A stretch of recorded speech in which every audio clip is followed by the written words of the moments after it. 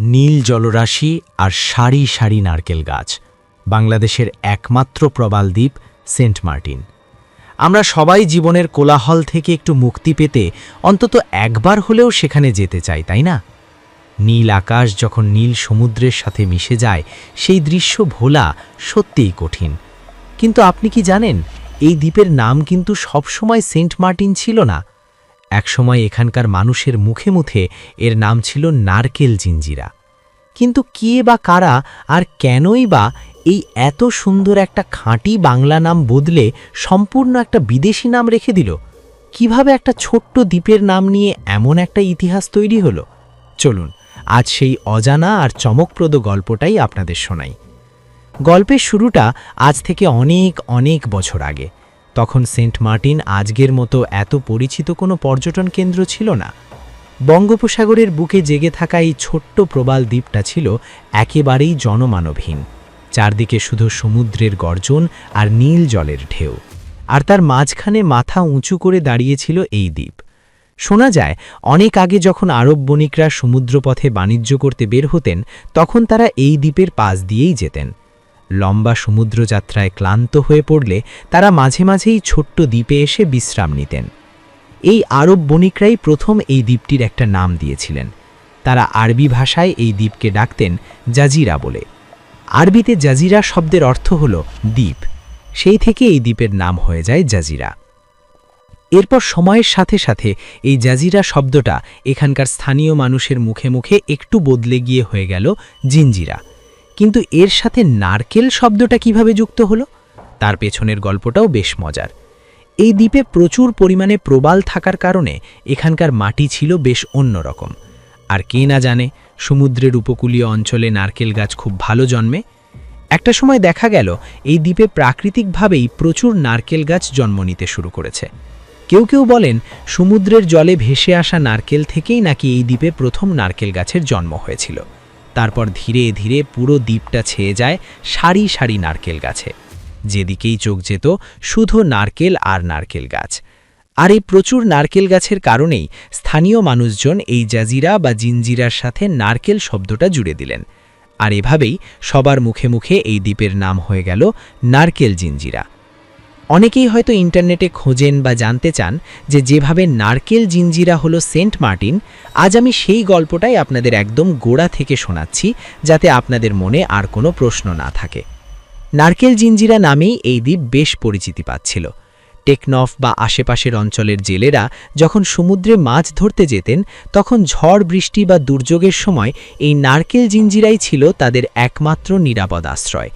এখানে এসে তারা বিশ্রাম নিতেন, নারকেল জল খেয়ে তৃষ্ণা মেটাতেন।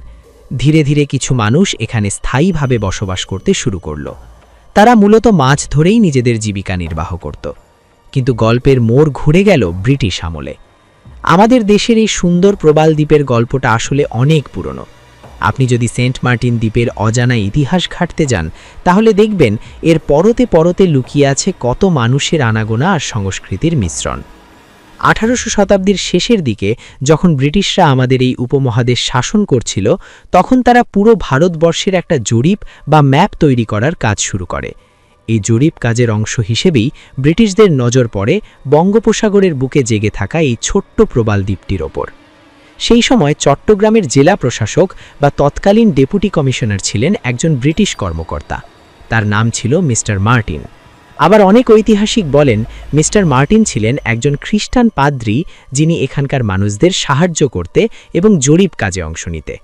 এই মিস্টার মার্টিন যখন এই দ্বীপে আসেন, এখানকার প্রাকৃতিক সৌন্দর্য, শান্ত পরিবেশ আর মানুষের সরলতা তাকে মুগ্ধ করেছিল।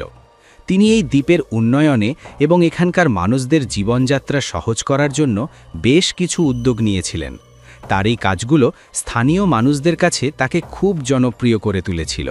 এরপর যখন ব্রিটিশ সরকার এই দ্বীপের আনুষ্ঠানিক নামকরণ করতে যায়, তখন তারা এই মিস্টার মার্টিনের নামানুসারেই এই দ্বীপের নাম রাখার সিদ্ধান্ত নেয়। মিস্টার মার্টিনকে সম্মান জানাতেই এই দ্বীপের নাম দেওয়া হয় সেন্ট মার্টিন দ্বীপ। আর এভাবেই সরকারি খাতায়, কলমে এবং ম্যাপে আমাদের সেই পরিচিত নারিকেল জিঞ্জিরা চিরকালের জন্য হয়ে গেল সেন্ট মার্টিন। তবে মজার ব্যাপার হলো, নাম বদলে গেলেও দ্বীপের আসল রূপ কিন্তু বদলায়নি। আজও যদি আপনি সেন্ট মার্টিনে যান, দেখবেন সেই সারি সারি নারকেল গাছগুলো আজও মাথা উঁচু করে দাঁড়িয়ে আছে, ঠিক যেমনটা শত শত বছর আগে ছিল। এখানকার স্থানীয় অনেক প্রবীণ মানুষ আজও নিজেদের মধ্যে কথা বলার সময় এই দ্বীপকে নারিকেল জিঞ্জিরা বলেই ডাকতে ভালোবাসেন, কারণ এই নামের সাথে জড়িয়ে আছে তাদের অস্তিত্ব, তাদের পূর্বপুরুষদের স্মৃতি আর এই দ্বীপের একদম শুরুর দিকের ইতিহাস। আজ সেন্ট মার্টিন বাংলাদেশের সবচেয়ে জনপ্রিয় পর্যটন কেন্দ্রগুলোর একটি। প্রতিদিন হাজার হাজার মানুষ শহরের যান্ত্রিক জীবন থেকে একটু শান্তি পেতে ছুটে যায় এই দ্বীপে। রাতের বেলা যখন পূর্ণিমার চাঁদ ওঠে, চাঁদের আলোয় সমুদ্রের নীল জল আর সাদা বালি যখন চিকচিক করে, তখন মনে হয় যেন পৃথিবীর সব সৌন্দর্য এসে ভিড় করেছে এই ছোট্ট একটা দ্বীপে। সমুদ্রের ঢেউয়ের শব্দ, নারকেল পাতার শনশন আওয়াজ আর নির্মল বাতাস সব মিলিয়ে এ যেন এক স্বপ্নের জগৎ। তবে এই স্বপ্নের জগৎটাকে টিকিয়ে রাখার দায়িত্ব কিন্তু আমাদের সবার। যেভাবে প্রতিদিন পর্যটকের সংখ্যা বাড়ছে, তাতে আমাদের এই সুন্দর সেন্ট মার্টিন কিন্তু বেশ হুমকির মুখে পড়ছে। প্লাস্টিক, পলিথিন আর আবর্জনায় নষ্ট হচ্ছে এর প্রাকৃতিক ভারসাম্য। তাই আমরা যখনই এই দ্বীপে যাব, আমাদের অবশ্যই খেয়াল রাখতে হবে যাতে আমাদের কোনো কাজের জন্য এই সুন্দর প্রকৃতির কোনো ক্ষতি না হয়। কারণ এই সেন্ট মার্টিন শুধু একটা দ্বীপ নয়, এটা আমাদের দেশের একটা অমূল্য সম্পদ। আশা করি নারিকেল জিঞ্জিরা থেকে সেন্ট মার্টিন হয়ে ওঠার এই ঐতিহাসিক আর সুন্দর গল্পটা আপনাদের ভালো লেগেছে। একটা ছোট্ট দ্বীপের নামের পেছনে যে এত বড় একটা ইতিহাস লুকিয়ে থাকতে পারে, তা হয়তো অনেকেই জানতেন না। আপনাদের যদি এই অজানা গল্পটা শুনে একটুও ভালো লেগে থাকে, তাহলে ভিডিওটিতে একটা লাইক দিতে একদম ভুলবেন না। আপনাদের একটা লাইক আমাকে অনেক বেশি উৎসাহিত করে এমন নতুন নতুন গল্প নিয়ে আসতে। আর হ্যাঁ, এমন আরও অনেক অজানা, ঐতিহাসিক আর চমৎকার সব গল্প শুনতে আমাদের চ্যানেলটি সাবস্ক্রাইব করে পাশেই থাকবেন। আপনাদের ভালোবাসা আর সাপোর্টই আমার এই যাত্রার সবচেয়ে বড় অনুপ্রেরণা। আজ তাহলে এখানেই শেষ করছি। খুব শিগগিরই দেখা হবে নতুন কোনো চমৎকার গল্প নিয়ে। সবাই অনেক অনেক ভালো থাকবেন, সুস্থ থাকবেন।